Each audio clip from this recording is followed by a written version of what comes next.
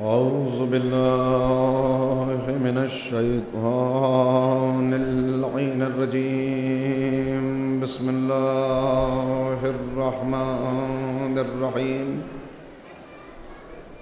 الحمد لله رب العالمين وبه نستعين وهو المعين، والصلاة والسلام على سيد الأنبياء والمرسلين سيدنا ونبينا وشفيع ذنوبنا وطبيب قلوبنا وبالقاسم محمد وآله الطيبين الطاهرين المعصومين المظلومين المنتخبين المنتجبين. أما بعد فقد قال الله تبارك وتعالى في كتابه المجيد وفرقانه الرشيد وقوله الحق. بسم الله الرحمن الرحيم. والمؤمنون والمؤمنات بعضهم أولياء بعض يأمرون بالمعروف وينهون عن المنكر. صلوات پڑھیں محمد وآلہ.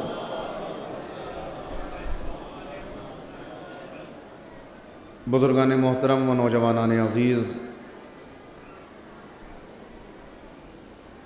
نجف ہند کے اس عظیم اور مقدس اجتماع میں اس وقت کی اس مجلس کو خطاب کرنے کے لیے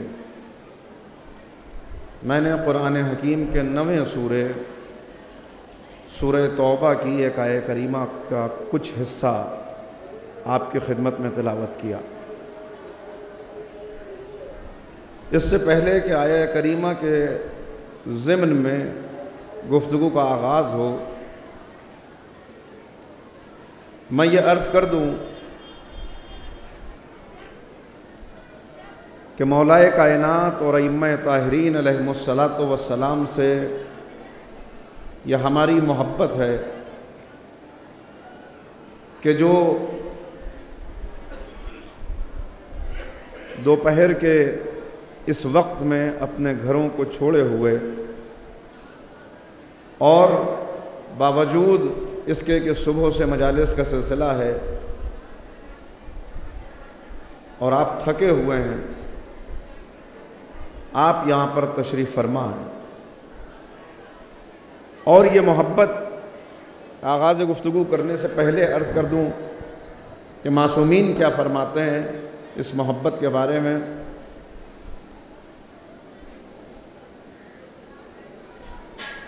امام فرماتے ہیں کہ جب تم اپنے دلوں میں ہماری محبت کی ٹھنڈک محسوس کرو تو اپنی ماں کو دعائیں دو.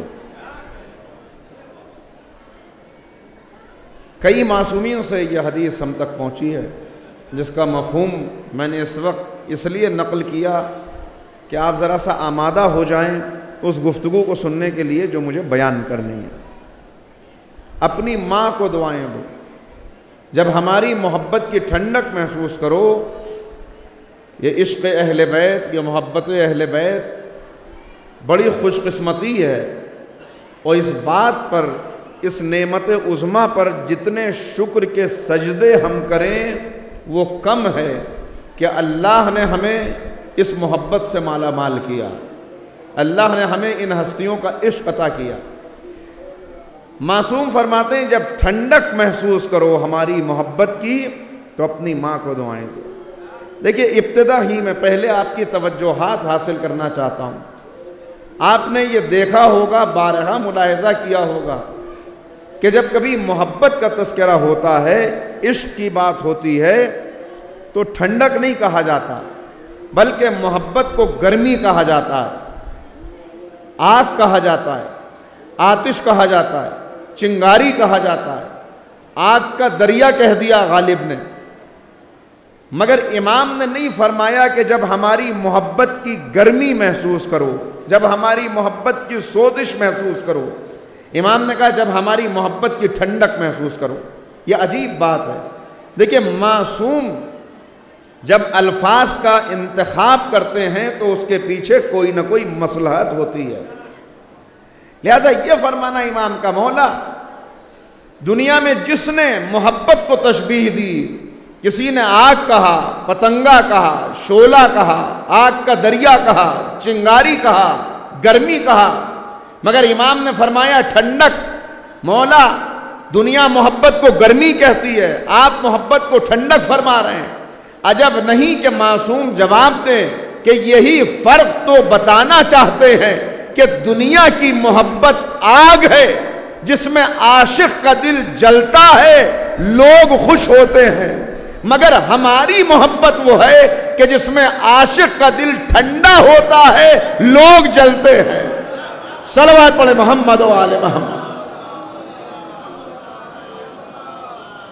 تو عزیزان محترم یہ بہت بڑی نعمت ہے. یہ معاشرے میں ہمارے لیے میں نے عرض کیا کہ جتنا شکر کے سجدے کریں وہ کم ہے کہ ہمارا تعارف معاشرے میں جب ہوتا ہے تو یا ہمیں علی کا شیعہ کہہ کے پکارا جاتا ہے یا حسین کا عزادار کہہ کے پکارا جاتا ہے. لیکن جب عظیم ہستیوں سے کسی کو نسبت حاصل ہو جاتی ہے تو اس کی ذمہ داری مزید بڑھ جاتی ہے کہ ان ہستیوں کے چھوڑے ہوئے پیغامات کو معاشرے میں عام کرے. اور یہی بات ہے جس کو اس آیہ کریمہ کے اندر بنیادی نقطہ، اساسی کام، بنیادی ذمہ داری جو ہر مسلمان کی ہے اس کی طرف متوجہ کیا جا رہا ہے. اب میں آہستہ آہستہ گفتگو کروں گا. میں دھیمے لہجے کا خطیب ہوں، پیغامات آپ تک پہنچانے ہیں. آپ کے جذبات کو مہمیز کر کے میں آپ کا استحصال نہیں کرنا چاہتا، بلکہ کچھ ایسی باتیں آپ تک پہنچ جائیں جو آپ کے لیے بھی باعث اجر و ثواب ہوں اور میرے لیے بھی نجات کی ضمانت بن جائیں. اس لیے کہ یہ صرف فرش مجلس نہیں ہے بلکہ یہ سرکار سید الشہداء کا دسترخوان علم ہے جو بچھا ہوا ہے. یہاں ہر آنے والا یہ ذمہ داری لے کر آتا ہے کہ مجھے یہاں سے صحیح معنوں میں جن کا میں چاہنے والا ہوں ان کے نقوش قدم کو اپنے دل و دماغ میں روشن کر کے یہاں سے جانا ہے تاکہ میں اپنی ذمہ داری کو محسوس کر کے معاشرے میں ان کی محبت کا حق ادا کر سکوں. ان کا عشق کوئی آسان نہیں ہے. یہ محبت ان کی یہ کوئی پھولوں کی سیج نہیں ہے کہ جس پہ انسان اطمینان سے آرام کرے، بلکہ یہ کانٹوں بھرا راستہ ہے. اگر 1400 سال کی اسلام کی تاریخ آپ دیکھیں تو ہم نے اہل بیت کی محبت کی قیمت ادا کی ہے. ہر دور کے اندر زمانہ بدلا، حکمراں بدلے، مگر حکمرانوں کے چہرے بدلتے رہے. اہل بیت کے چاہنے والوں کے اوپر مظالم کا انداز نہیں بدلا. آگ اور خون کے دریاؤں کو عبور کر کے ہم یہاں تک پہنچے ہیں. بس میری باتیں پہنچ جائیں. میں اندازہ کر رہا ہوں اور نظر آ رہا ہے کہ یہ فرش مجلس کے اوپر ماشاءاللہ تھک گئے ہیں مومنین، بہت سے مومنین آرام کر رہے ہیں، لیکن یہ ذرا سا زیب نہیں دیتا کہ یہ فرش مجلس جہاں ہمارا عقیدہ یہ ہے کہ ائمہ طاہرین علیہم الصلاۃ والسلام یہاں تشریف فرما ہے، وہاں آپ اس انداز سے لیٹے ہوئے ہوں کہ کچھ بے ادبی محسوس ہو رہی ہو. لہذا برائے کرم اٹھ کر بیٹھ جائیں. اور اگر بقول علامہ اقبال کہ اثر کرے نہ کرے سن تو لے میری فریاد، نہیں ہے داد کا طالب یہ بندہ آزاد. ایک صلوات پڑھیں محمد و آل محمد. اب تک آپ سے یہ گزارش کی جاتی رہی ہوگی صبح سے کہ ذرا بلند آواز سے بولیے، ذرا نعرہ اونچا لگے، ذرا آپ کی آواز مجھے سنائی دے. مجھے بالکل آپ سے ہرگز یہ نہیں کہنا کہ آپ اتنا بلند بولیں اور آپ ایسا اس انداز سے سنیں. صرف خاموشی کے ساتھ اس گفتگو کو سن لیں کہ جو اگر آپ کے دل پہ اثر انداز ہو جائے تو میری نجات کے لیے بھی کافی ہو اور آپ کے لیے بھی اپنے کردار کو بدلنے اور اپنی ذمہ داری کو محسوس کرنے کا ذریعہ بن جائے. ایک صلوات اور پڑھ لیں مل کے محمد و آل محمد پر گفتگو. جو آپ کے پہلو میں مومنین آرام فرما رہے ہیں ان سے کہیے کہ یہ چونکہ مجلس چل رہی ہے لہٰذا یہ بے ادبی ہے، اگر آپ کو آرام کرنا ہے تو آپ یہ فرش اعضا سے کسی دوسری جگہ جا کے کر لیں، لیکن یہ بالکل نامناسب ہے کہ ادھر مجلس بھی ہو رہی ہو، ادھر لوگ ممبر کی طرف پیر کر کے لیٹے ہوئے بھی ہوں۔ ایک مرتبہ اور صلوات پڑھیں بلند آواز سے محمد و آلہ۔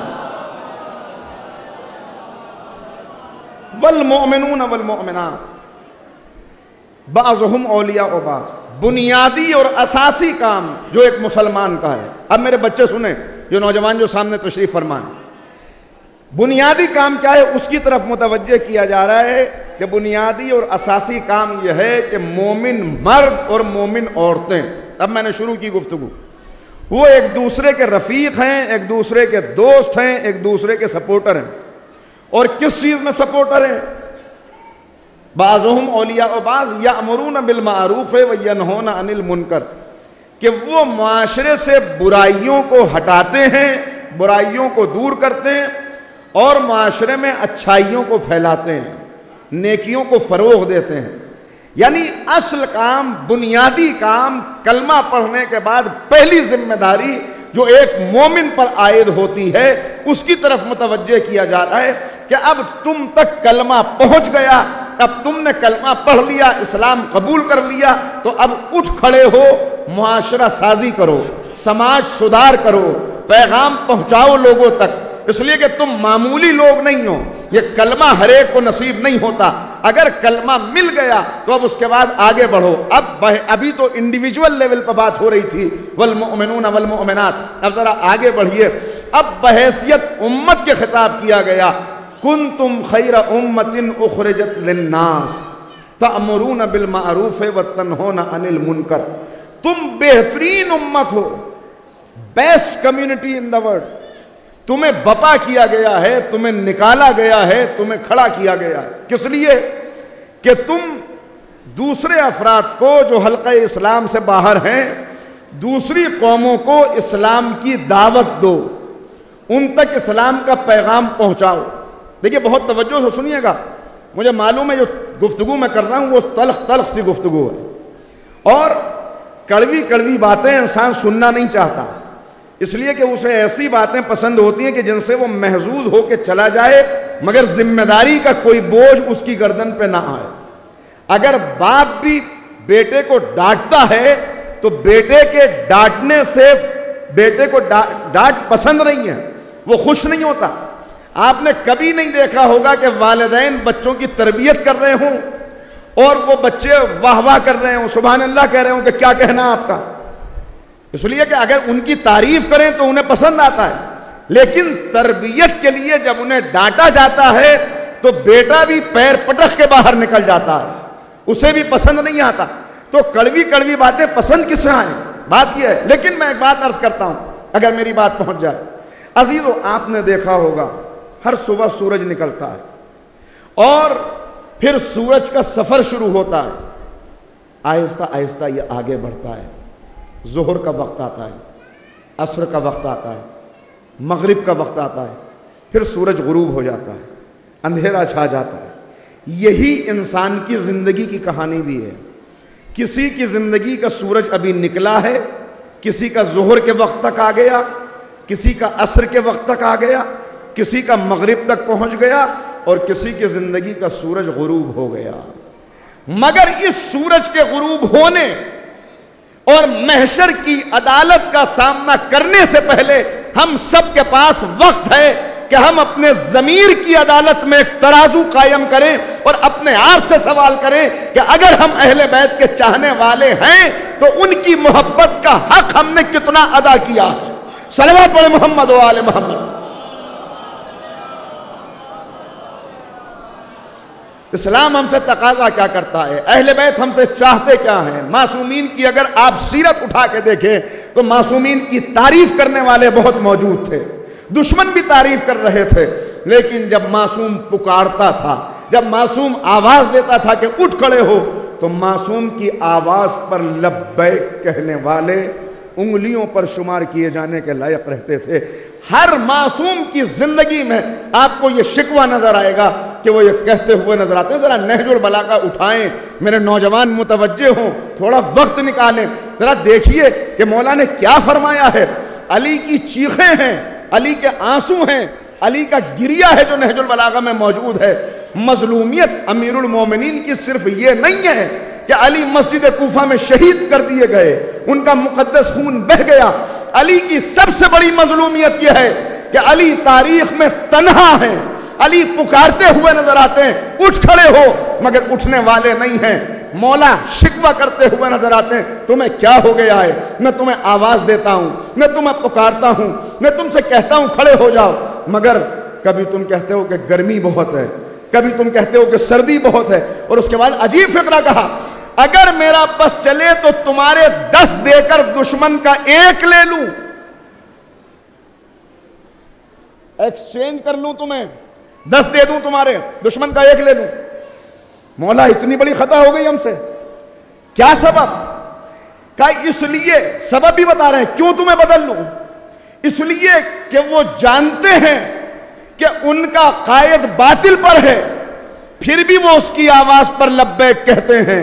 تمہیں معلوم ہے میں امام برحق ہوں, پھر بھی تم میری آواز پر لبیک نہیں کہتے. سوال ہے, چاہنے والے اتنے, کلمہ پڑھنے والے اتنے, صفین کے اندر مولا کے ساتھ کھڑے ہونے والے اتنے, مگر اس کے باوجود مولا کا شکوہ, اور کیسا شکوہ. میں نے عرض کیا کیا کیا جملے, کہاں سے کوئی الفاظ لائے جو بیان کر سکے. کہتے ہیں تمہاری مثال اس بوسیدہ لباس جیسی ہے کہ جسے ایک طرف سے سیا جاتا ہے تو دوسری طرف سے ادھڑ جاتا. یعنی میں تمہیں آمادہ کرتا ہوں, میں تمہیں کھڑا کرتا ہوں, مگر میری تقریر کا تم پر اثر نہیں ہوتا, میری گفتگو کا تم پر اثر نہیں. تو سوال یہ پیدا ہوتا ہے کہ ایک کلمہ پڑھنے والا اور محبت کا دعویٰ کرنے والا لبیک کہنے سے محروم کیوں رہ جاتا ہے, امام کا ناصر کیوں نہیں بن پاتا. دیکھیے بڑی اہم گفتگو ہے جس کو میں نے اس وقت شروع کیا ہے, اور بہت دیر تک گفتگو نہیں چلے گی, اور میں نے عرض کر دیا کہ مجھے صرف آپ کی توجہ چاہیے کہ آپ سنیں میں کیا عرض کر رہا ہوں. اہمیت گفتگو کی بہت ہے, اس لیے ہے کہ ایک کربلا گزر چکی, ایک کربلا آنے والی ہے. ابھی ہم سب انتظار کر رہے ہیں کربلا کا, کربلا ابھی ختم نہیں ہوئی, ایک کربلا گزر چکی, ایک کربلا آنے والی ہے. اور اسی لیے دشمن کی صفوں میں کھلبلی ہے, ان کی پریشانی ہی یہ ہے کہ وہ بھی جانتے ہیں کربلا ابھی ختم نہیں ہوئی ہے. انہیں یہ پتا ہے کہ نہ بنی امیہ کا وارث باقی رہا, نہ بنی عباس کا وارث باقی رہا, نہ ظالم حکمرانوں کے وارث باقی رہے, مگر حسین کا وارث علی کی ذوالفقار لیے آج بھی غیبت کے پردے میں موجود ہے.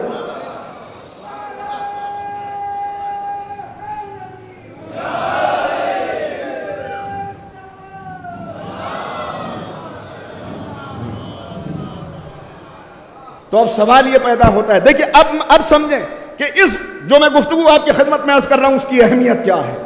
اس کی اہمیت یہ ہے کہ کربلا گزر چکی مگر کربلا پھر بپا ہونے والی. اور اب آپ دیکھیں علماء اس بات کو بیان فرما رہے ہیں, ہم جانتے ہیں اس بات کو کہ ہر گزرنے والا دن ہمیں ظہور سے قریب کر رہا ہے, قریب کر رہا ہے, اور ہم جی رہے ہیں ایک جذبے کے ساتھ. صبح و شام ایک دعا ہے, ایک جذبہ ہے, ایک تمنا ہے کہ اے مولا جب آپ کا ظہور ہو تو ہم آپ کے ناصروں میں شمار ہو سکیں. میں دعا کرتا ہوں کہ اللہ ہم سب کو ناصران امام زمانہ میں شمار فرما لے. اس دعا کی قبولیت کے لیے بلند صلوات پڑھ دیجئے محمد والے. مگر دیکھنا یہ ہے, عرض جو میں بات کر رہا ہوں وہ یہ ہے, اب جہاں جہاں تک آواز جا رہی ہے جو سن لے رک کے سن لیں اس بات کو. سوال یہ ہے کہ وہ کون سی چیز ہے جو ایک چاہنے والے کو امام کا مخالف بنا دیتی ہے, جو ایک چاہنے والے کو امام کی نصرت کرنے پر تیار نہیں کر پاتی. وہ خرابی کون سی ہے؟ اگر وہ خرابی آج ہمیں پتہ چل جائے تو آج وقت ہے کہ ہم اسے اپنے سے دور کر دیں. وہ خوبیاں کون سی ہیں جو ایک ناصر میں ہوتی ہیں اور جو ایک ناصر کو تیروں کے مسلح پر بھی ڈٹا رکھتی ہیں؟ سخت گرمی کے اندر پیاس کی شدت میں بھی امام کا ساتھ دینے پر آمادہ رکھتی ہیں۔ اگر وہ خوبیاں پتہ چل جائیں، ہم ابھی تلاش کر لیں کیا میرے اندر وہ خوبیاں موجود ہیں، کون سی چیز ہے۔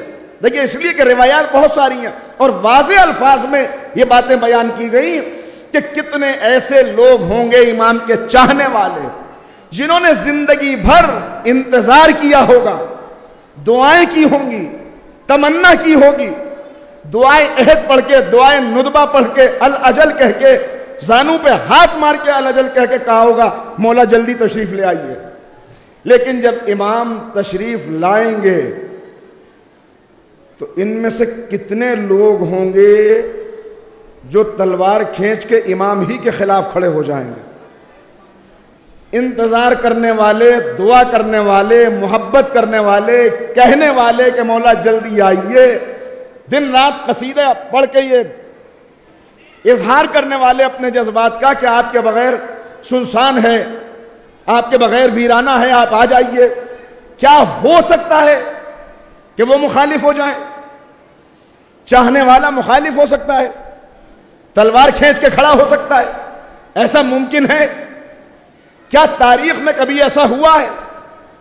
اور ایک ایسا موقع آئے گا کہ وہ جو اب تک مخالف تھے، دیکھیں دونوں رخ ہیں، موقع نہیں ہے کہ میں حوالے دوں، بس میں اس وقت تو عرض کر رہا ہوں، بعد میں آپ کی خدمت میں حاضر ہوں، اگر آپ کو پوچھنا ہو کہاں سے کون سی بات پڑھی تو ہمیشہ میں کہتا ہوں یہ آپ کا حق ہے کہ آپ ہر منبر پہ آنے والے سے یہ پوچھئے کہ آپ نے یہ کہاں سے پڑھا، اس لیے کہ جب آپ یہ پوچھیں گے کہ کہاں سے پڑھا تو پھر وہ بھی وہی پڑھے گا جو اس نے کتاب میں پڑھا ہوگا، اس لیے کہ یہ منبر اپنا خیال پیش کرنے کے لیے نہیں ہے، اہل بیت کا پیغام پہنچانے کے لیے۔ صلوات پڑھے محمد و آلہ۔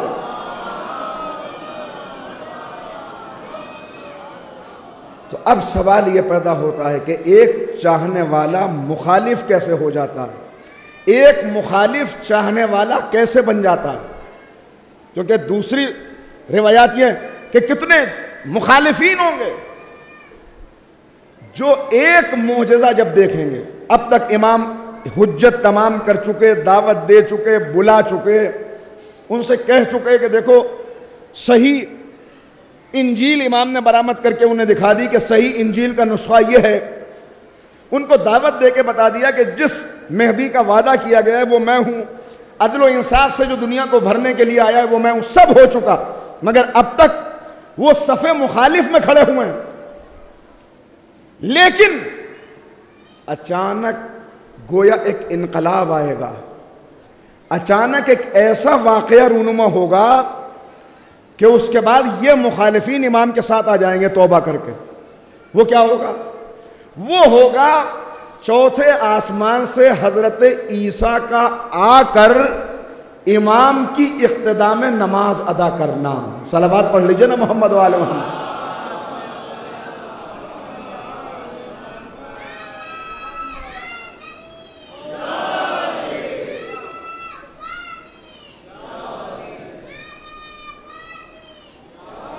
ایک صلوات پڑھ لے محمد و آل محمد۔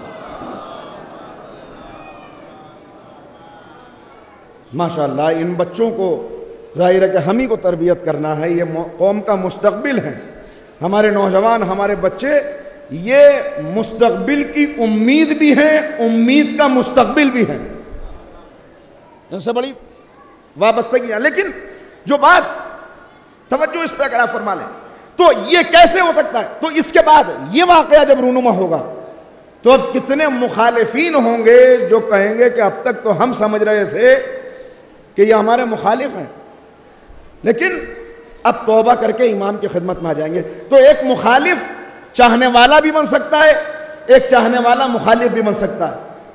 کیسے ہو سکتا ہے ایسا؟ کون سی چیز ہے جو چاہنے والے کو مخالف بنا دیتی ہے؟ توجہ، اگر تاریخ میں ایسا کبھی ہوا ہے تو ہمیں پتہ چل جائے گا کیا چیز مخالف کرتی۔ سنیے گا، اب میں جلدی سے 2-3 اشارے آپ کی خدمت میں عرض کرتا ہوں، مخالف کیسے ہو جاتا ہے چاہنے والا۔ مگر اس سے پہلے ایک بات صرف عرض کر دوں کہ ان صفات کو پیدا کرنے سے پہلے ایک چیز ہے جو اپنے دلوں سے نکالنی ہوتی ہے۔ وہ کیا ہے؟ اس کے لیے پہلے ایک واقعہ بہت تیزی کے ساتھ، اور پھر اس پر ایک 15-20 منٹ، اس لیے کہ وقت کم ہے، اس پر گفتگو کریں گے کہ کیسے ایک چاہنے والا مخالف ہو جاتا ہے۔ غور کر رہے ہیں؟ سنیے گا معصوم کیا فرما رہے ہیں۔ فرما یہ رہے ہیں شکوہ ہر ایک کا، مولا کائنات کا شکوہ، شہزادی کونین کا خطبہ فدق اٹھائیے، شہزادی کا شکوہ، انصار سے خطاب کر کے جو شہزادی نے کہا، یہی تو کہا تم وہی نہیں ہو، تم تو وہ مرد مجاہد ہو کہ جس نے ایسے عالم میں میرے بابا کا ساتھ دیا کہ تمہاری فولادی تلواریں تھیں جو اسلام کی نصرت میں بلند تھیں، آج تمہیں کیا ہو گیا ہے؟ تمہاری صفوں میں تذکرے ہیں، تمہاری مجلسوں میں باتیں ہوتی ہیں، تم ایک دوسرے سے کہتے ہو کہ فاطمہ کو حق سے محروم کر دیا گیا، مگر گفتگو کرتے ہو میری نصرت کے لیے کھڑے نہیں ہوتے۔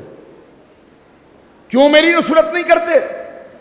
سبب خود شہزادی نے اس کا بیان کر دیا، کہا اس لیے تم میری نصرت میں کھڑے نہیں ہو رہے ہو کہ تم نے مخلوق کو راضی کرنے کے لیے اللہ کو ناراض کر لیا، مخلوق کو راضی کرنے کے لیے اللہ کو ناراض کر لیا، یہ سبب بیان کیا۔ اور دوسری چیز، تمہارے دلوں میں مال دنیا کی محبت پیدا ہو گئی۔ اب تم معصوم کی، امام حسن علیہ السلام امام کہہ رہے ہیں جاؤ اب میرے بعد فتنوں کی بارش ہوگی، تم دعاؤں کے لیے ہاتھ اٹھاؤ گے مگر دعائیں قبول نہیں ہوں گی، اب فتنوں کی بارش ہوگی۔ کیوں؟ اس لیے کہ تم نے امام معصوم کا ساتھ چھوڑ دیا، تم نے امام کی آواز پر لبیک نہیں کہا۔ تو کیوں لبیک نہیں کہتا کہنے والا؟ کربلا ہمارے سامنے ہے، جس پیغمبر نے 1.5 لاکھ کلمہ پڑھنے والے چھوڑے، اس کے نواسے کی آواز پر لبیک کہنے والے بس 72، کہاں چلے گئے باقی افراد؟ کیوں لبیک نہیں کہتے؟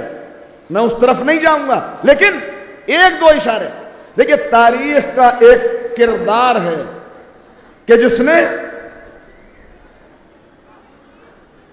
میں کیسے عرض کروں مگر نام اپنے ذہنوں میں محفوظ کیجئے۔ اب آپ آمادہ ہو گئے، اسی لیے میں ذرا سا رک رہا ہوں، ایک بلند صلوات پڑھیں تو اب میں عرض کرتا ہوں یہاں سے۔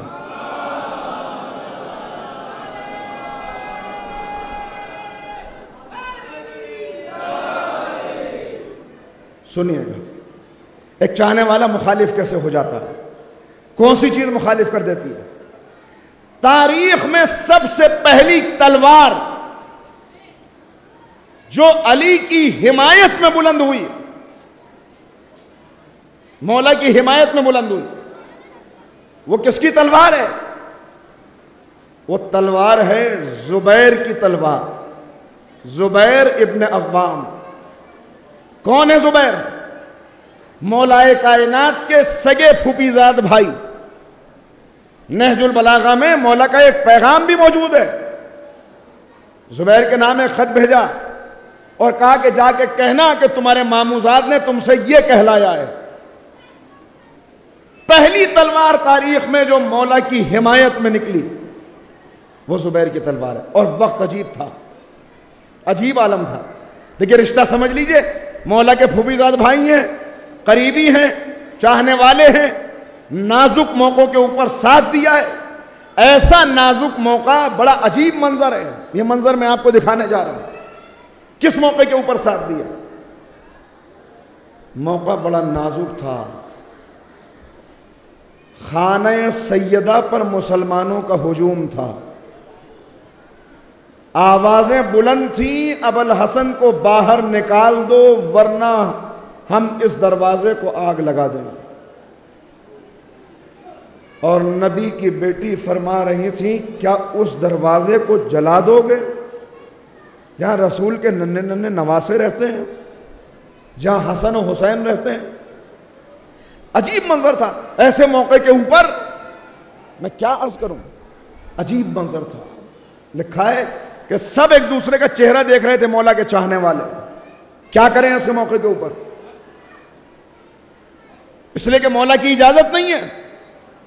اگر اجازت ہو مولا کی، تلوار نکال کے ہم کھڑے ہو جائیں نصرت میں، ہم کیا کریں ایسے موقع کے پر؟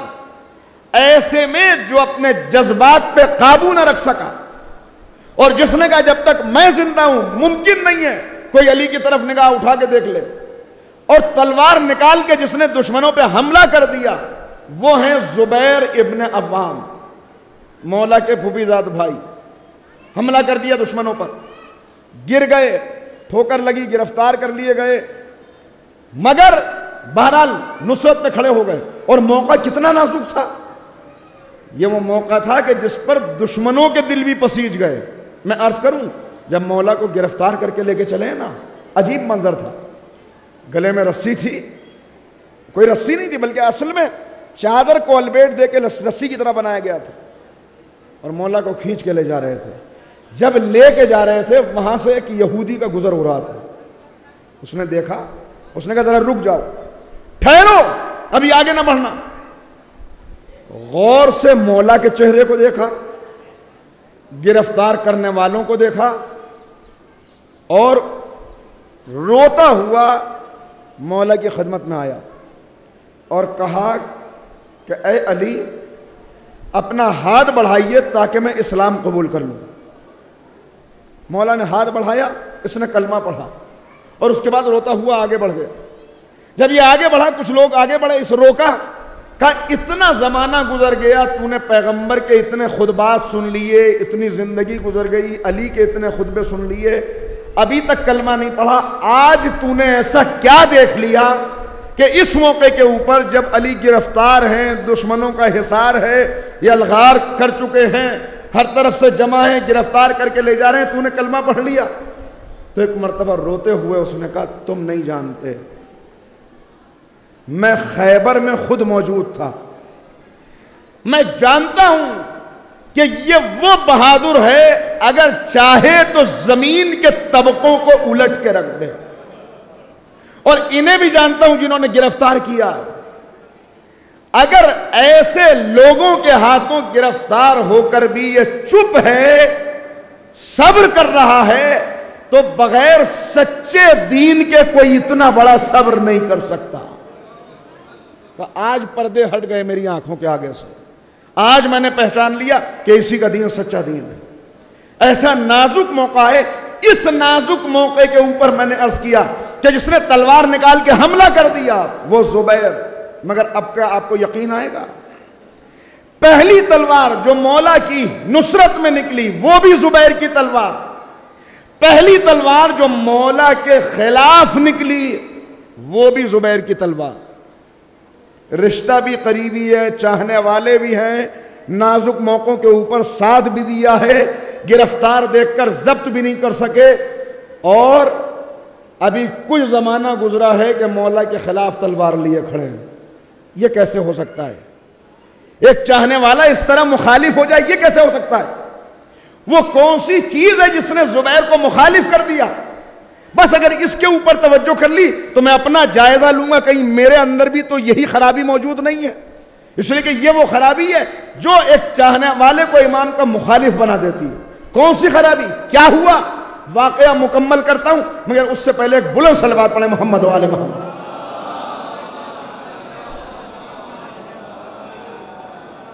اگر میری گفتگو پہنچ رہی تو کم سے کم میں اور کوئی تقاضا نہیں کرتا، لیکن صلوات تو ایسی پڑھیے کہ جس سے اندازہ ہو کہ آپ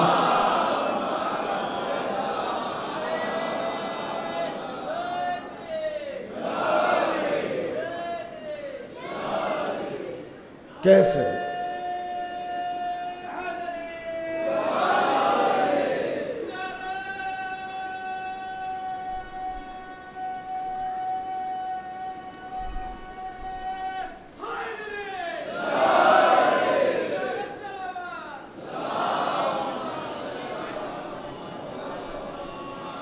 ایک ایسا چاہنے والا کیسے مخالف ہو گیا جو دور کا بھی نہیں ہے، گھر ہی کا ایک فرد ہے. کس چیز نے اسے خلاف کر دیا؟ سنیے گا، جب مولا کو ظاہری حکومت ملی اور لوگ آئے تو اب سب کے دل میں یہ تمنا تھی کہ اب ہمارے مولا حاکم بنے ہیں، لہذا ہمیں بھی کوئی نہ کوئی منصب ملے گا، کوئی بڑا عہدہ ملے گا، کوئی بڑی پوزیشن ملے گی. لیکن یہ منصب بہت خراب چیز ہے. اس کی تمنا رکھنا.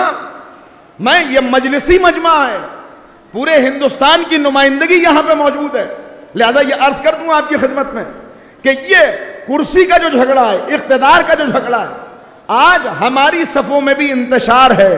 ہر بستی کے اندر جا کے دیکھیں لوگ جھگڑ رہے ہیں, مومنین آپس میں ایک دوسرے کے مخالفین ہیں. حد یہ ہے کہ مجلس سید الشہداء اور عزاداری کے نام پر بھی ہم متحد نہیں ہیں. لوگ آتے ہیں, عجیب فقرے میں نے اپنی کانوں سے سنے ہیں کہ مجلس میں آنے والا مجمع, بالخصوص نوجوان, وہ آ کے کہتے ہیں کہ ارے صاحب آج بھی کوئی مجلس ہوئی؟ ہمارے مولانا نے مجلس پڑھی تھی تو مجلس ہوئی تھی, ہماری انجمن ماتم کرے تو ماتم ہوتا ہے, ہمارا نوحہ خان نوحہ پڑھے تو نوحہ ہوتا ہے. یہ جملے اکثر زبان پر آ جاتے ہیں. یہ شیطان ہے جو وسوسے ڈال رہا ہے, یہ شیطان ہے جو عزاداری کے اس قلعے کو کمزور کرنا چاہتا ہے. یاد رکھیے, اپنی زبان پہ کبھی فکرے نہ لائیے گا کہ میں نوحہ پڑھتا ہوں تو رونق ہوتی ہے, میری انجمن ماتم کرے تو پتہ چلتا ہے آج ماتم ہوا. اے نوجوانوں, کبھی یہ نہ کہیے گا, اس لیے کہ یہ مجلس آپ کی وجہ سے نہیں ہے, آپ اس مجلس کی وجہ سے باقی ہیں. زمانے نے کب کا اور اس کی دلیل کیا ہے؟ دیکھیں میں نے عرض کیا, یہ اقتدار کی بھوک, یہ کرسی, یہ عہدہ, یہ منصب, اس کی تمنا کرنا, یہ انسان کو کہاں سے کہاں پہنچا دیتا ہے. اور میں نے جو بات کہی کہ آپ اس مجلس کی وجہ سے ایسی نہیں کہتی. مثال دے دوں, ایک بستی کے اندر محسوس ہوا کہ یہاں ایک مدرسہ کھلنا چاہیے, ایک اسکول بننا چاہیے. لوگ جمع ہوئے, انہوں نے کہا ہاں صحیح بات ہے, بچوں کی تعلیم کے لیے مدرسہ کھلے, اسکول بنے, ڈسپینسری بنے, ہاسپٹل بنے, اور آپ پوری فہرست بناتے جائیے. نتیجہ کیا ہوا؟ مدرسہ بنا. پھر کچھ دن گزرے اور انہوں نے کہا صدر وہ کیوں بن گئے, ہمیں بننا چاہیے. سیکریٹری وہ کیوں ہو گئے, مجھے ہونا چاہیے. نتیجہ کیا ہوا؟ مدرسہ کھلا, مدرسہ بند ہو گیا. اسکول کھلا, اسکول بند ہو گیا. انجمن بنی, انجمن ٹوٹ گئی. تنظیم بنی, بکھر گئی. یہ روزمرہ کے واقعات ہیں جو آپ دن رات دیکھتے ہیں. اب جملہ کہنے جا رہا ہوں عزیزو, جو مدرسہ قوم کھولتی ہے وہ کچھ دن کے بعد بند ہو جاتا ہے. یہ مجلس حسین واحد مدرسہ ہے جو 1400 برس سے کھلا ہوا ہے. اگر اسے بھی قوم نے کھولا ہوتا تو یہ بھی بند ہو چکا ہوتا. اس کا جاری رہنا دلیل ہے کہ ایک معصومہ نے یہ نظام اپنے ہاتھوں میں لے رکھا. صلوات پڑھ دے محمد و آل محمد.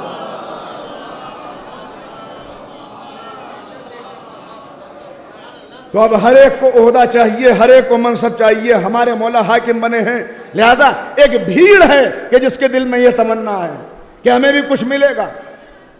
زبیر بھی چاہتے تھے کہ مجھے بھی مولا کچھ دیں.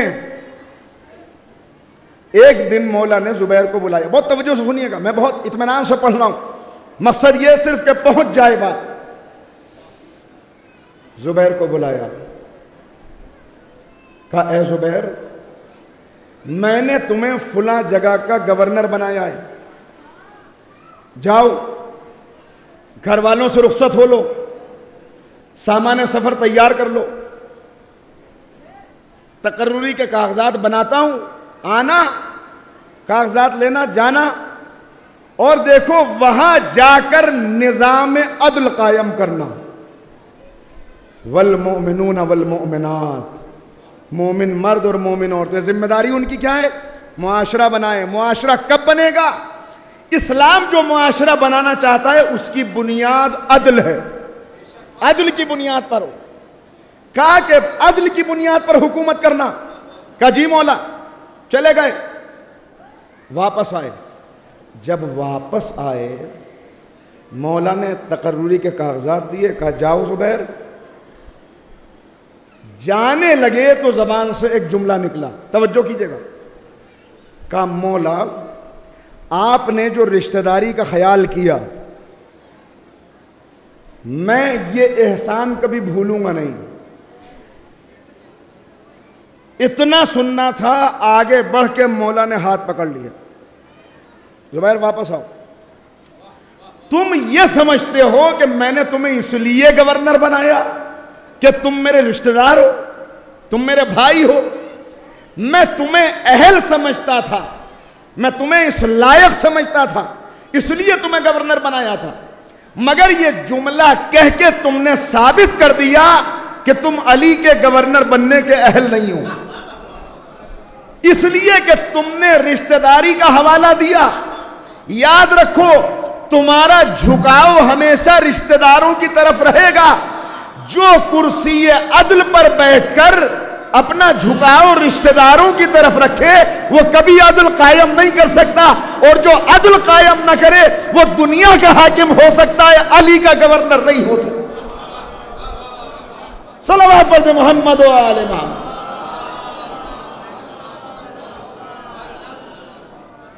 مومنین کی تعداد کم ضرور ہے، لیکن اتنی کم بھی نہیں ہے کہ میری باتیں پہنچ نہ سکیں۔ میں عرض کر چکا کہ صلوات کم سے کم اتنی بلند پڑھیں کہ یہ پتہ چل سکے کہ یہاں پر باقاعدہ طور پر آپ پوری توجہ کے ساتھ مجلس کو بلند صلوات پڑھیں محمد و آل محمد۔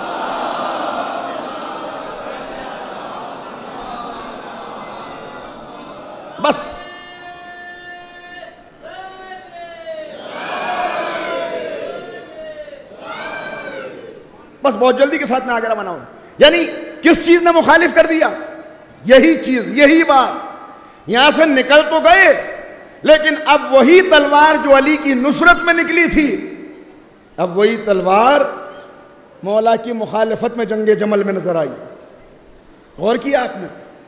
یعنی مولا نے ایک اصول بتا دیا۔ آج ساری دنیا کے اندر اگر آپ دیکھیں فتنہ و فساد کیوں ہے، ناانصافی کیوں ہے، ناہمواری کیوں ہے، استحصال کیوں ہے، لوگوں کے اوپر ظلم کیوں ہے، تو ایک بنیادی سبب یہ ہے کہ ہم میں سے ہر ایک اپنے کی طرف جھکتا ہے، حق کی طرف نہیں جھکتا۔ وہ میں اگر اچھا انسان بھی ہے تو چونکہ ان کا ہے لہذا اچھا بھی برا ہے، چونکہ یہ میرا ہے لہذا برا بھی اچھا ہے۔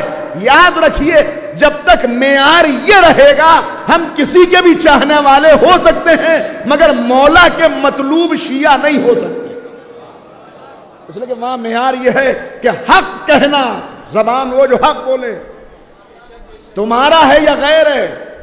اگر مجرم ہے تو اسے مجرم کہنے کی جرت پیدا کرو، اگر گنہگار ہے تو اسے گنہگار کہنے کی جرت اخلاقی اپنے اندر پیدا کرو۔ یہ چیز ہے جس نے مخالف کر دیا۔ ایک کردار، آئیے ایک دوسرا کردار، جلدی جلدی باتوں کو عرض کروں گا، وقت نہیں ہے، بہت تیزی سے گزرنا ہے۔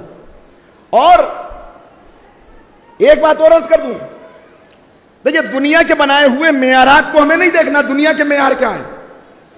دنیا میں معیار کامیابی یہ ہے کہ عزت مل جائے، شہرت مل جائے، دولت مل جائے، حکومت مل جائے، اقتدار مل جائے، یہ ہے دنیا کا معیار کامیابی کا۔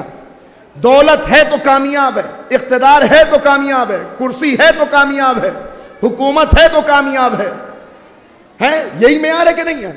لیکن میں ایک بات عرض کرتا ہوں، اپنے نوجوانوں، ان بچوں سے پوچھتا ہوں، آپ نے کتنے سیلیبریٹیز دیکھے ہوں گے شہرت کی بلندی پہ پہنچ گئے؟ کتنے آپ نے پولیٹیشین دیکھے ہوں گے سیاست کی بلندی کے اوپر پہنچ گئے، دولت مل گئی، سب کچھ مل گیا، لیکن جب سب مل گیا تو زندگی مایوسی کا شکار ہو گئی، ڈرگس میں ڈوب گئے، شراب پینے لگے، خودکشی کے ذریعے سے زندگی کا خاتمہ کر لیا۔ بھئی سوال یہ ہے کہ جب دنیا کے اعتبار سے کامیاب ہو گئے تھے تو یہ زندگی تاریکیوں میں کیوں چلی گئی؟ یہ خودکشی کے ذریعے سے زندگی کا خاتمہ کیوں کر لیا؟ اس کا مطلب یہ ہے کہ جسے یہ کامیابی سمجھ رہے تھے وہ کامیابی تھی ہی نہیں۔ دیکھیں ہم بھی اسی معیار کے پیچھے دوڑ رہے ہیں، مگر یہ نہیں، یہ کامیابی تھی ہی نہیں تو پھر کامیابی کیا ہے؟ سرکار سید الشہداء نے بتایا کامیابی کیا ہے۔ کہتے ہیں اے معبود جس نے تجھے پا لیا اس نے کھویا کیا، جس نے تجھے کھو دیا اس نے پایا کیا۔ صلوات پر محمد و آل محمد۔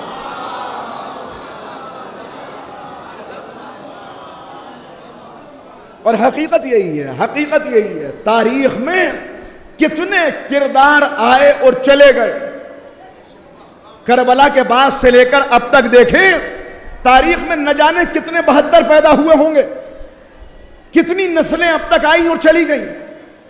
آپ نام بھی جانتے ہیں ان کے، اوروں کو جانے دیجئے. آپ کی نسل میں اپنے دادا کے دادا کا نام بتائیے، کتنے لوگ ہیں جو بتا پائیں گے؟ جن کی نسل میں ہے انہی کو نہیں جانتا آدمی. لیکن چونکہ وہ جو قرآن کا بنایا ہوا معیار ہے وہ اس پر کامیاب تھے، تو زمانہ بدلتا رہا، دور اپنے آپ کو تبدیل کرتا رہا، لیکن مٹانے والے مٹ گئے. وہ 72 کل بھی زندہ تھے، آج بھی زندہ ہیں اور قیامت تک زندہ رہیں گے، کیونکہ وہ معیار اپنایا جو کامیابی کا معیار قرآن و اہل بیت نے دیا. بس ذرا سا اور آگے بڑھنا. تو عزیزو معیار. اور ایک چیز دیکھیں، کون سی چیز مخالف کر رہی ہے؟ میں یہ عرض کر رہا ہوں. ایک کردار اور عرض کرتا ہوں جلدی سے. عجیب بات ہے، کہاں سے الفاظ لاؤں اور کیسے بیان کروں. روز عاشورہ،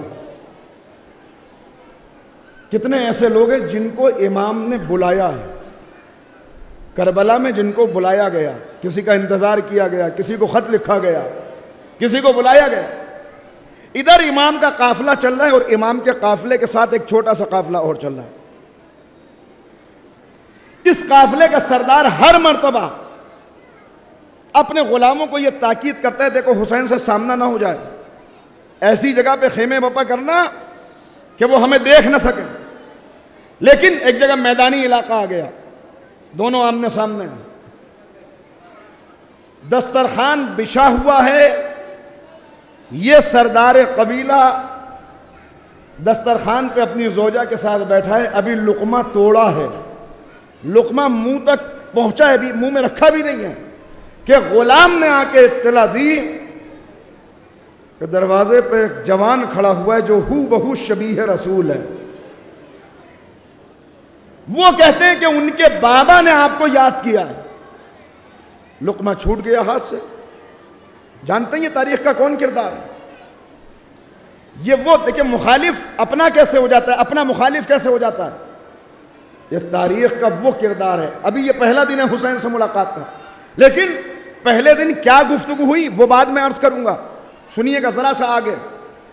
جب جناب مسلم کی شہادت کی خبر آئی، ملاقات کا واقعہ بھی چھوڑا ہے، اس کو بعد میں پڑھوں گا، تو امام نے ایک خطبہ دیا اور خطبہ دے کے کہا کہ دیکھو جس منزل کی طرف ہم جا رہے ہیں وہاں موت ہمارے استقبال میں موجود ہے. نہ سمجھنا کہ میں حکومت کے لیے نکلا ہوں. وہ بات ہے انما خرجت لطلب الاصلاح فی امت جدی، تم میں سے جو جانا چاہتا ہے چلا جائے.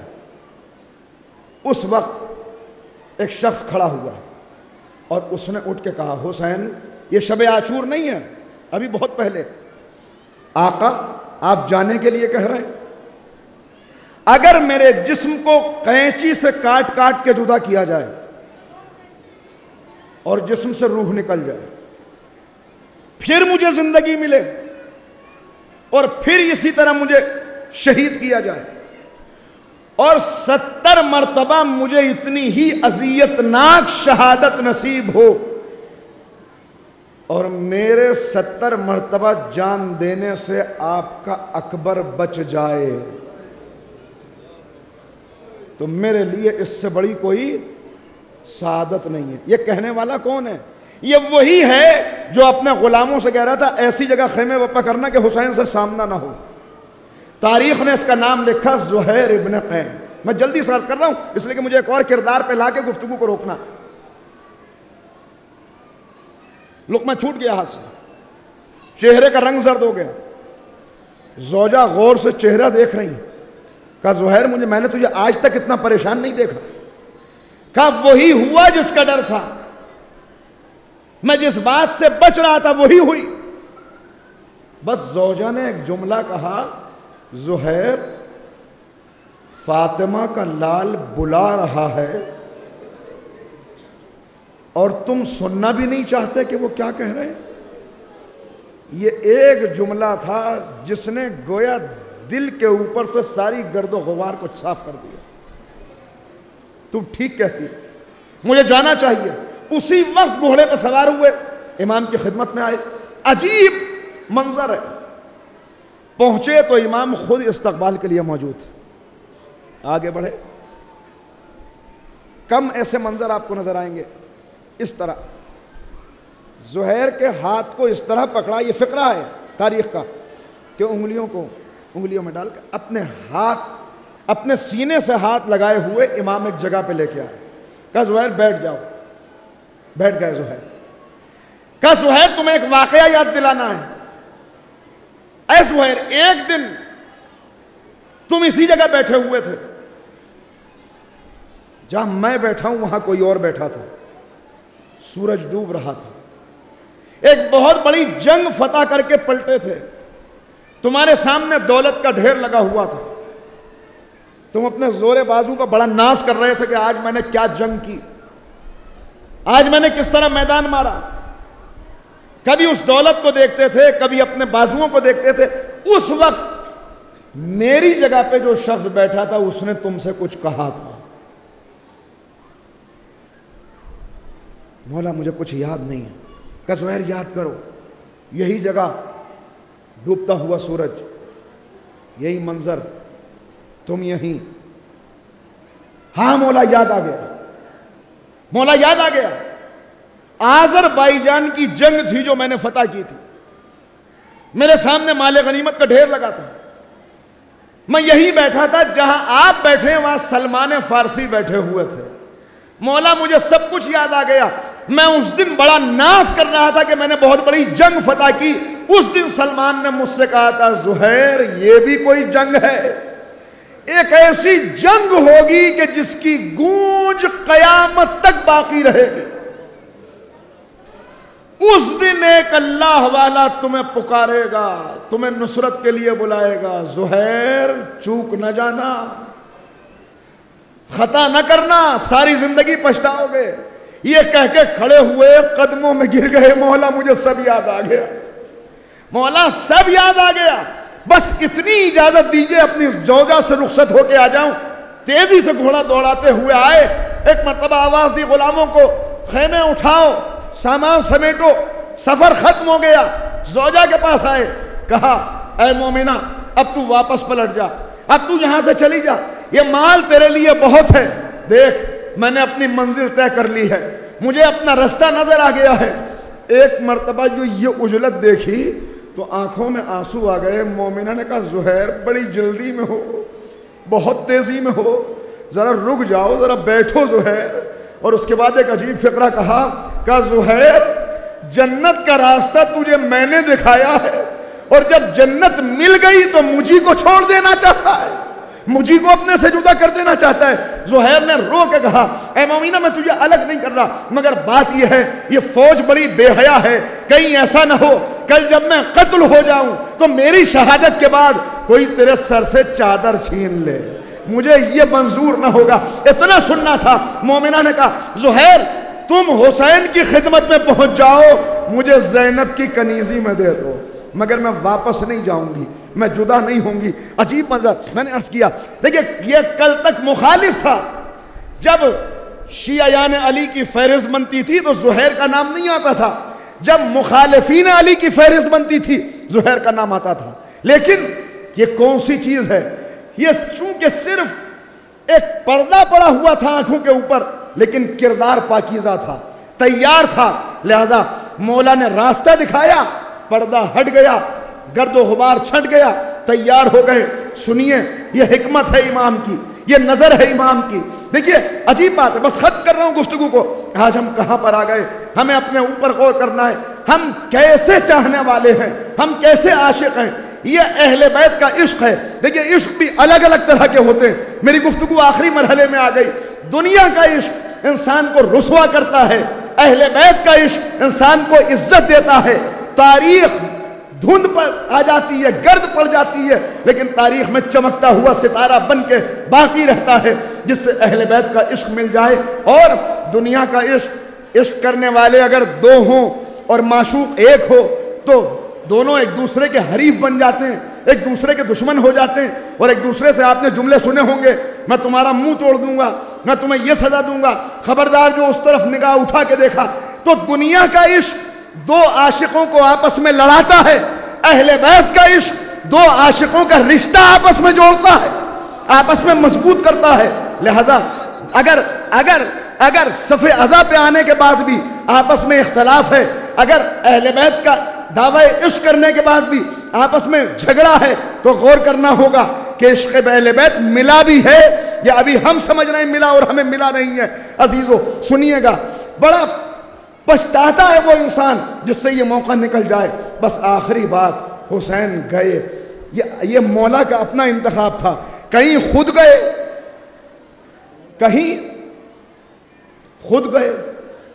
کہیں قاصد کو بھیجا، حضرت حبیب کو بلوانا ہے تو قاصد کو بھیج کے بلوایا، زہیر کو بلوانا ہے علی اکبر کو بھیجا، اور کچھ لوگوں کو بلوایا، غلاموں کو بھیجا۔ مولا کو ایک دن اطلاع ملی، بس آخری بات اطلاع ملی مولا کو۔ آنے کے بعد لوگوں نے کہا مولا آپ کو معلوم ہے وہ ساتھ میں جو قافلہ جا رہا ہے یہ کس کا ہے؟ اس کا قافلہ سالار آپ کے بابا کا شیعہ، چاہنے والا آپ کا عبید اللہ ابن حر جافی، یہ نام ہے عاشق کا، کہ یہ چاہنے والا ہے۔ بس یہیں سے مصائب کے چند فقرے سنیے گا۔ اچھا، جب مولا کے شیعوں کی فہرست بنتی ہے تو سر فہرست جو نام آتے ہیں اس میں نام ہے عبید اللہ ابن حر جافی۔ امام نے فوراً خط لکھا کہ جاؤ اس کو جا کے اطلاع دو، اس سے کہو کہ تمہیں حسین نے یاد کیا، تمہارے آقا نے تمہیں بلایا۔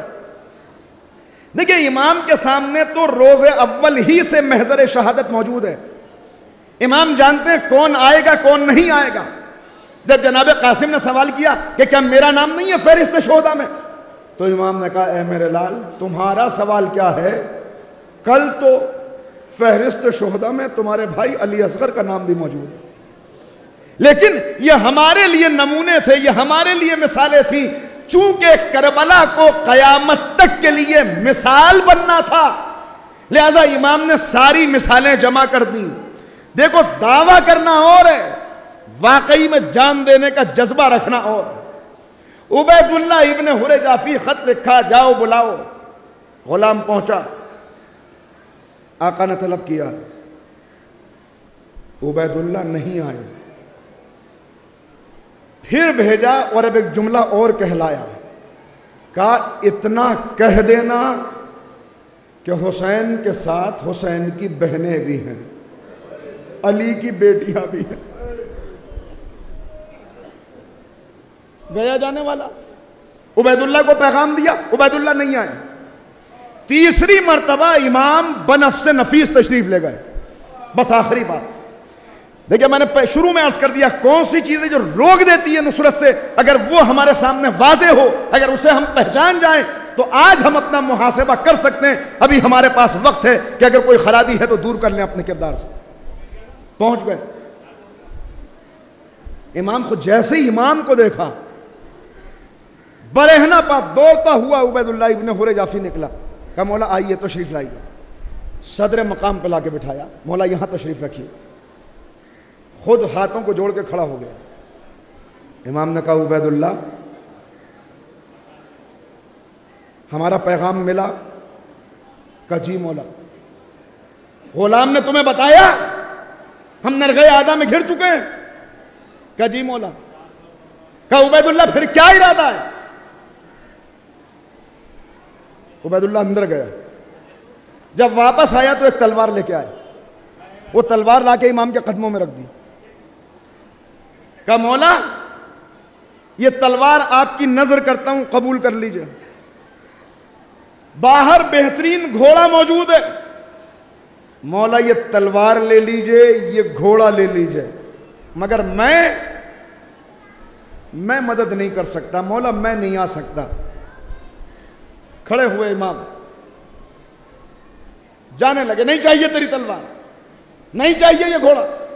دیکھیں عجیب عالم ہے، واقعہ کربلا کے بعد عبید اللہ ابن حر جافی کا عالم یہ تھا کہ عبید اللہ لوگوں کے درمیان پہنچ کے کہتا تھا آؤ تم نے کسی بدقسمت انسان کو دیکھا ہے؟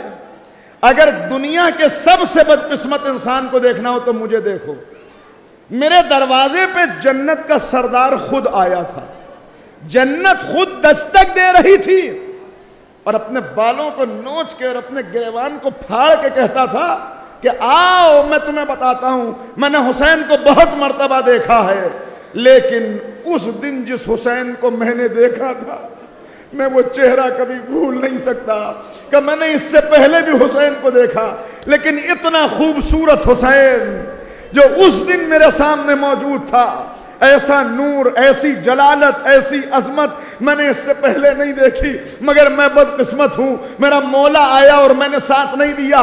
امام نے کہا نہیں چاہیے تیری تلوار، تیرا گھوڑا، یہ کہہ کے چلے، پھر رکے، مثالیں تو ہمارے لیے قائم کرنا تھی، پھر رکے، مڑ کے دیکھا اور کہا عبید اللہ اتنا بتا دے کہ کس چیز نے میری نصرت سے روک دیا، صرف یہ بتا دے، کچھ نہیں چاہیے، تو رک کیوں گیا، تو تو چاہنے والا ہے، کیوں ساتھ نہیں دیتا؟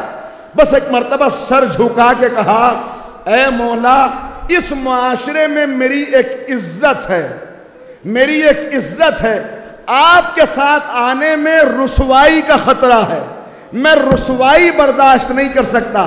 آپ نے دیکھا یہ ہے دنیا کے بنائے ہوئے جھوٹے معیاروں پر جان دینے کا نتیجہ کہ یہ سمجھ رہا ہے کہ دنیا کا جو معیار عزت ہے اس کے اعتبار سے میں عزت دار ہوں، لہذا مجھے ذلت برداشت نہیں، رسوائی برداشت نہیں۔ اگر ذرا سا عقل و شعور ہوتا تو اسے پتا ہوتا کہ یہ عزت بھی کوئی عزت ہے، عزتیں تو شروع بھی حسین سے ہوتی ہیں، ختم بھی حسین پر ہوتی ہیں، مگر کہتا ہے عزت ہے۔ عزیزو بس ختم ہو گئی گفتگو، مصائب سے پہلے ایک پیغام، ختم ہو گئی گفتگو، مگر یاد رکھیے آج ہم بھی کتنے ایسے کام ہیں جو کرنا نہیں چاہتے، مگر لوگ کیا کہیں گے، معاشرہ کیا کہے گا، حالات ایسے ہیں، زمانہ ایسا ہے، ماحول ایسا ہے کہ میں دین پہ عمل کرنا چاہتا ہوں مگر کیسے کہوں، ماحول ایسا نہیں ہے، یہاں پر لوگ مجھے میری طرف دیکھنے لگیں گے، دقیانوس پرانے خیال کا انسان آج بھی دین سے چپکا ہوا ہے، کتنی مائیں بہنیں ہیں حجاب کرنا چاہتی ہیں مگر کیا کریں، شہر کا ماحول ہے، کالج کا ماحول ہے، اسکول کا ماحول ہے۔ یاد رکھیے جو دنیا کے بنائے ہوئے معیار پر جان دے وہ کبھی حسین کی نصرت نہیں کر سکتا، وہ کبھی معصوم کی نصرت کا حق نہیں ادا کر سکتا۔ معیار وہ ہے جو قرآن نے دیا ہے، اور قرآن کا دیا ہوا معیار تو ایک ہے، عزتیں دینے والا بھی اللہ ہے، عزت لینے والا بھی اللہ ہے۔ عزیزو بس ختم ہو گئی گفتگو، آسان نہیں ہے، کیا آسان تھا یہ؟ ایک ایسی شخصیت، ایک ایسی عظیم ہستی کہ جو سامنے کھڑی ہوئی ہے اور جس کے دعوت دینے اور پیغام دینے کا مقصد یہ ہے، جو اس لیے لوگوں کو بلا رہا ہے کہ میں تمہیں بچانا چاہتا ہوں۔ ہاں کس طرح لوگوں نے، معاشرے نے اس کے ساتھ برتاؤ کیا کہ کتنے نکلے آواز پر، 72 نکلے، اور کون جو کھڑا ہو کے میدان میں کہہ رہا ہو کیوں مجھے قتل کرتے ہو، میں نے تمہارا کیا بگاڑا ہے۔ عجیب خطبہ تھا جو امام نے دیا ہے، آخری خطبہ، اور سنیے گا، ایک مرتبہ سب کو مخاطب کر کے کہتے ہیں تم میں عمر سعد کہاں ہے؟ عمر سعد بڑھ کے آگے آیا، عمر سعد چہرہ بچا رہا تھا، چاہتا نہیں تھا کہ حسین کے سامنے آئے، ایک مرتبہ سامنے آیا، جب سامنے آیا تو ایک مرتبہ امام کہتے ہیں عمر سعد میں اس فوج سے کچھ کہنا چاہتا ہوں مگر میری آواز کمزور ہو چکی ہے، ذرا ان سے کہہ دے کہ ان شادیانوں کو روک دیں، آوازیں اپنی روک لیں تاکہ میں کچھ کہہ سکوں۔ ایک مرتبہ عمر سعد نے کہا خاموش ہو جاؤ، حسین کچھ کہنا چاہتے ہیں۔ جب لوگ خاموش ہوئے تو امام نے کہا لوگوں کی آواز تو بند ہو گئی مگر گھوڑوں کے گھن ہنانے کی آواز اور ناکوں کے گلے میں پڑی ہوئی گھنٹیوں کی آواز اب بھی آ رہی تھی۔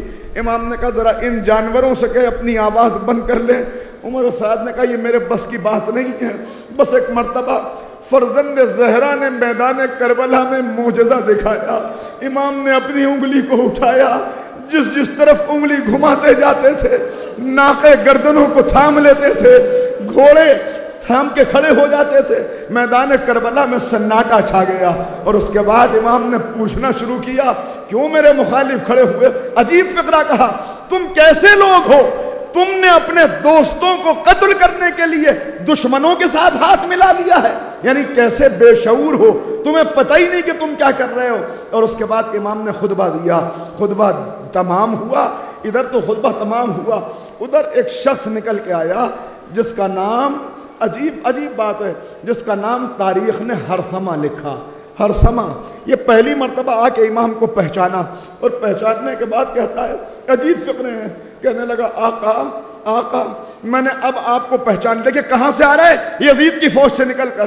کہا حسین میں نے اب آپ کو پہچان لیا، میں اب تک بھولا ہوا تھا، اب پہچان گیا۔ کہا کیا مطلب؟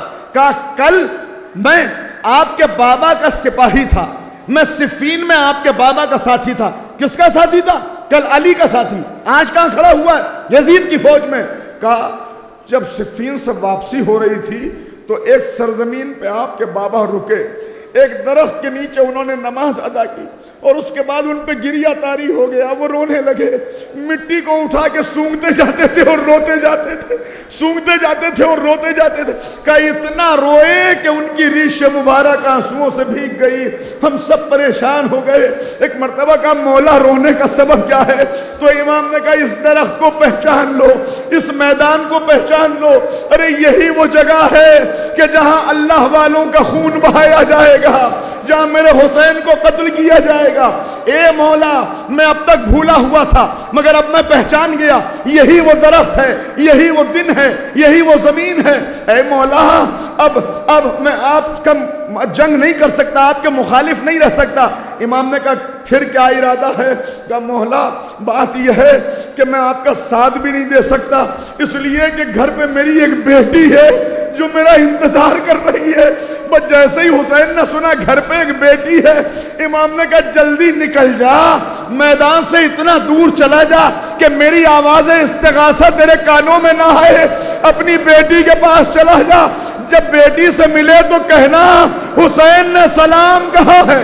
اے مولا ارے ایک انسان کی بیٹی کا اتنا خیال، مگر ہائے فرزند زہرا، آپ کی 4 برس کی بچی، آپ کا 6 مہینے کا، ہاں میں کیسے عرض کروں وہ کہاں سے الفاظ لاؤں، مگر سنیے گا 2-3 منٹ مصائب، کس کے مصائب پڑھوں؟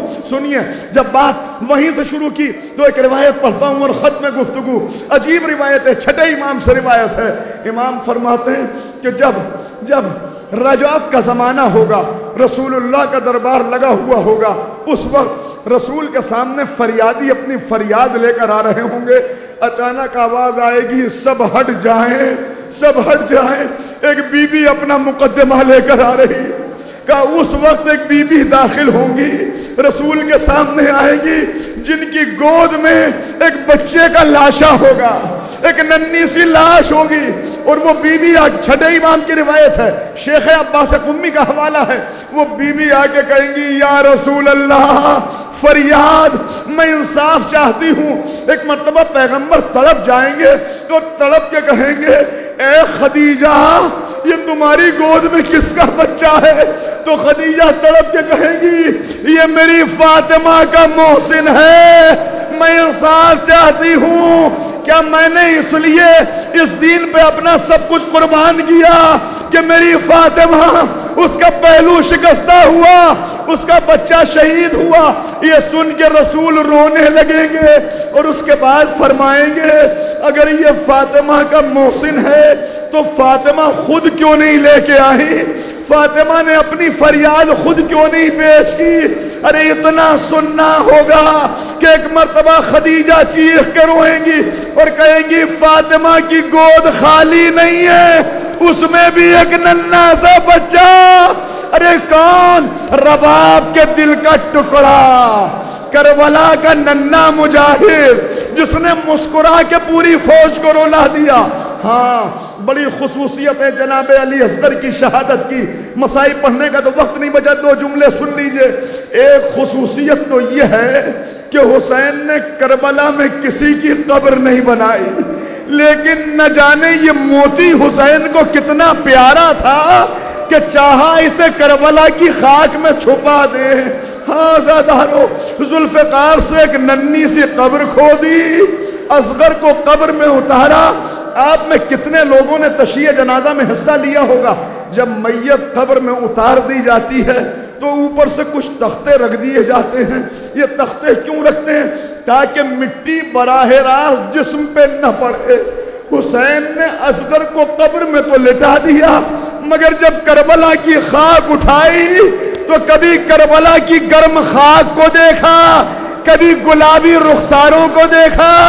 ارے معصوم کا چہرہ، معصوم کا چہرہ، گلابی رخسار، جلتی ہوئی کربلا کی ریت.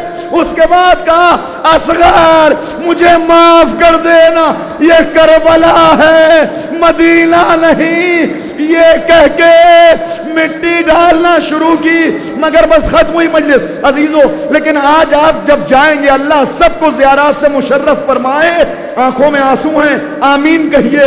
سب کو اللہ زیارات سے بار بار مشرف فرمائے. جب جائیں گے تو سب کی قبریں ملیں گی، لیکن اگر اس ننھی سی قبر کو ڈھونڈیں گے کہ جس میں حسین نے اصغر کو لٹایا تھا تو وہ قبر نہیں ملے گی. چاہے اصغر کو سلام کرنا ہو تو ذریعے حسین پہ کھڑے ہو کر جب حسین کو سلام کریں تو اصغر کو بھی سلام کر لیجئے گا. جب سید سجاد قبر میں سب کو لٹانے لگے، ایک مرتبہ جب بابا کو قبر میں اتارا، دونوں ہاتھ برآمد ہوئے. اے سجاد میرے اصغر کو میرے سینے پہ لٹا دے. اصغر آج بھی حسین کے سینے پر ہے. آخری فقرہ، اے اصغر بڑے خوش قسمت ہو، تمہیں مرنے کے بعد بابا کا سینہ تو مل گیا، مگر ہائے سکینہ، اماں کی گود بھی چھٹ گئی، بابا کا سینہ بھی چھٹ گیا. تاریخ زندان. حسین کی بیٹی جب رباب چلی تو کہہ کے چلی، اے لوگو میری بچی اندھیرے سے ڈرتی ہے، چراغ جلا دینا. سکینہ. سيعلم الذين ظلموا أي منقلب ينقلبون إنا لله وإنا إليه راجعون. بار الہ اس عبادت کو اپنی بارگاہ میں قبول فرما. معبود اہل بیت کے چاہنے والے جہاں جائیں جان مال عزت و آبرو کی حفاظت فرما. بار الہ سب کی حاضری کو قبول فرما، امام کے ظہور میں تعجیل فرما اور ہمیں سرکار کے انصار و ایوان میں شمار فرما. ربنا تقبل